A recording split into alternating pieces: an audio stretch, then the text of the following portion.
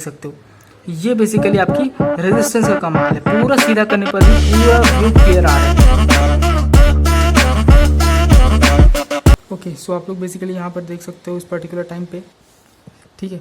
यहाँ पर मैं दिखा देता हूँ बेसिकली एक बार के लिए। ये देखिए आप लोग यहाँ पर कुछ भी प्रिंट होता हुआ शायद ही देखो, हल्का सा दिखाई दे रहा होगा प्रिंट होता हुआ। यहाँ पर आप दिख रहा होगा पूरा प्रिंट होता हुआ। ऐसे कर दूंगा पूरा फेड हो जा रहा है, कुछ भी दिखाई नहीं दे रहा है, ठीक है।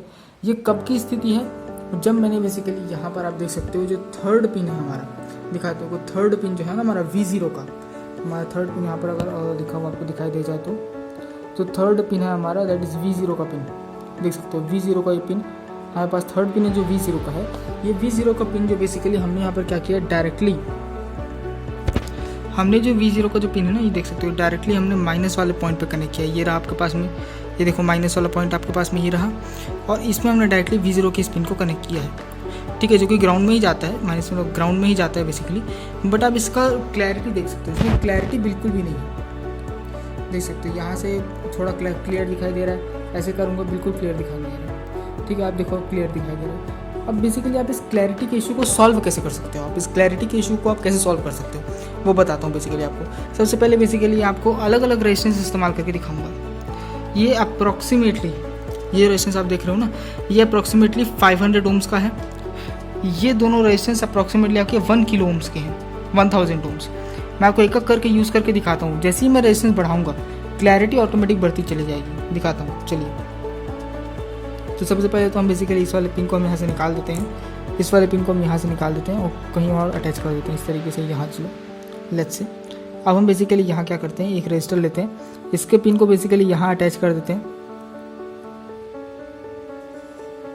ये देखिए यहाँ पर क्लियरिटी है, अच्छी खासी क्लैरिटी है रेजिस्टेंस लगाने के बाद।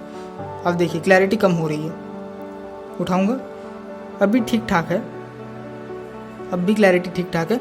अब बेसिकली थोड़ा और उठाता हूँ, ये देखिए अब ये क्लैरिटी बहुत कम हो गई। रेजिस्टेंस लगाने के बाद क्लैरिटी सुधरी ज़रूर है, लेकिन अब भी ठीक नहीं है। हम एक और रेजिस्टेंस हम बेसिकली यहाँ कनेक्ट कर देंगे, एक और रेजिस्टेंस।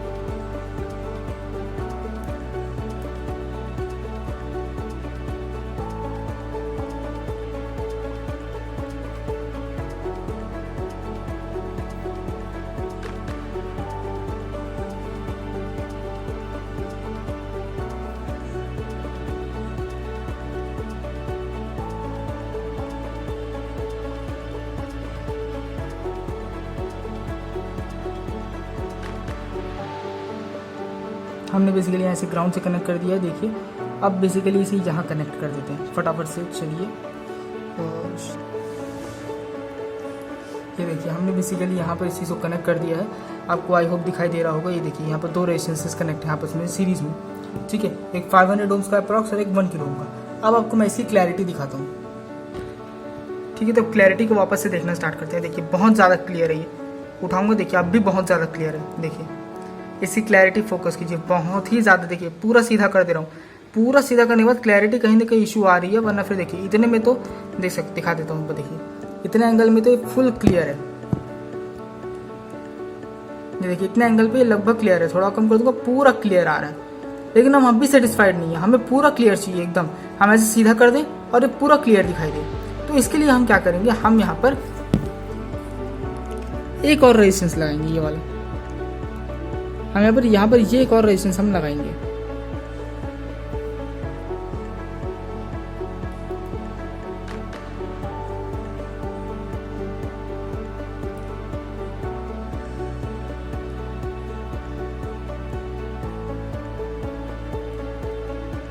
ग्राउंड के टर्मिनल पे, ओके। अब मैं आपको इसकी क्लैरिटी दिखा देता हूँ, बहुत सही क्लैरिटी दिखाई देगी। अब पूरा एलसीडी सीधा कर दूंगा ना, तब भी आपको पूरा क्लियर दिखाई देगा वो।